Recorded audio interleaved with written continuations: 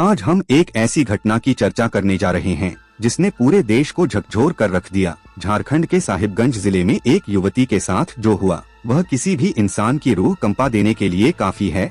यह सिर्फ एक हत्या नहीं थी बल्कि एक सोची समझी साजिश थी जिसे इतनी बेरहमी से अंजाम दिया गया कि सुनकर ही दिल दहल जाएगा। यह कहानी है 22 वर्षीय रुबिका पहाड़िया की, जो पहाड़िया जनजाति से ताल्लुक रखती थी और एक खूबसूरत जिंदगी जीना चाहती थी। लेकिन उसकी जिंदगी की कहानी एक खौफनाक मोड़ लेगी, इसका उसे अंदाजा भी नहीं था। आज हम इस पूरी घटना को सिलसिलेवार तरीके से समझेंगे।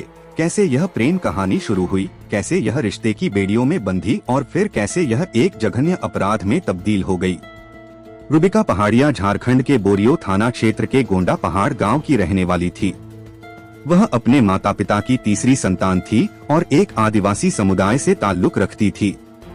उसके जीवन में खुशियों की कमी नहीं थी, लेकिन एक दर्दनाक हादसे ने उसकी दुनिया ही बदल दी।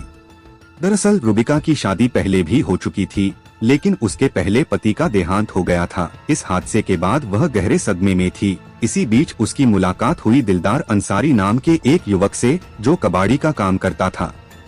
दिलदार की मीठी बातें और दिखावे की जिंदगी ने रुबिका को उसकी ओर आकर्षित कर लिया। वह एक ऐसे सहारे की तलाश में थी जो उसकी टूटी हुई जिंदगी को फिर से संवार सके।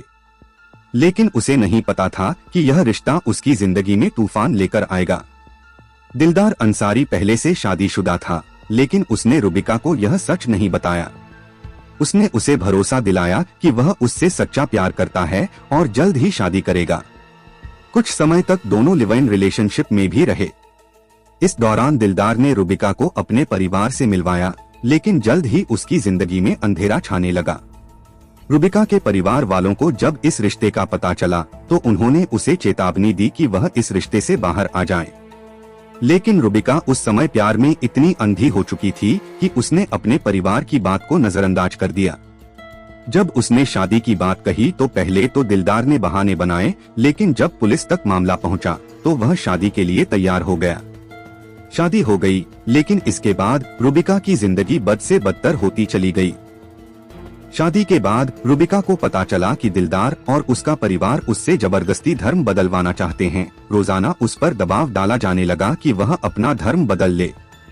जब उसने इनकार किया तो उसके साथ मारपीट होने लगी, यहाँ तक कि उसे कई दिनों तक भूखा प्यासा रखा गया। रुबिका ने यह सब कुछ सहा, लेकिन उसने अपने धर्म को छोड़ने से मना कर दिया। इससे दिलदार और उसका परिवार नाराज हो गए। दिलदार को डर था कि अगर रुबिका भाग गई या पुलिस में शिकायत कर दी तो उसकी पोल खुल जाएगी। यही वजह थी कि उसने एक खौफनाक साजिश रची, एक रूह कंपा देने वाली हत्या की साजिश। दिलदार ने ठान लिया था कि अब रुबिका को हमेशा के लिए रास्ते से हटाना ही होगा। उसने अपनी माँ, मामा, भाई और बहन को इस योजना में शामिल किया। उन्होंने पहले रुबिका को बहुत बुरी तरह पीटा। जब वह बेहोश हो गई तो एक इलेक्ट्रिक कटर मंगाया गया। रुबिका के शरीर के लगभग 50 टुकड़े कर दिए गए। इन टुकड़ों को अलग अलग जगह फेंक दिया ताकि कोई सबूत न बचे। इसके बाद भी दिलदार ने पुलिस में गुमशुदगी की रिपोर्ट दर्ज कराई ताकि शक न हो। लेकिन पुलिस की तेज जांच से दिलदार ज्यादा दिनों तक बच नहीं सका। पुलिस की जांच और दिलदार का काला सच। जब पुलिस ने इस मामले की जांच शुरू की तो सबसे पहले दिलदार से पूछताछ हुई। दिलदार के जवाबों में कई विरोधाभास मिले।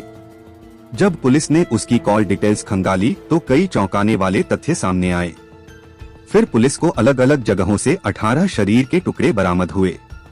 शव के टुकड़े मिलने के बाद जब डीएनए टेस्ट हुआ तो पुष्टि हुई कि यह टुकड़े रुबिका के थे।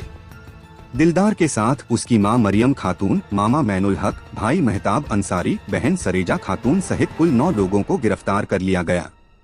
इस केस के सामने आने के बाद इसे लव जिहाद का मामला बताया जाने लगा। झारखंड विधानसभा और लोकसभा में इस मुद्दे पर जमकर बहस हुई। भाजपा सांसद निशिकांत दुबे और संजय सेठ ने इसे धर्मांतरण से जोड़कर देखा और आरोपी को फांसी देने की मांग की। झारखंड पुलिस ने इस केस की जांच के लिए सिट गठित की। इस घटना ने पूरे देश को हिलाकर रख दिया।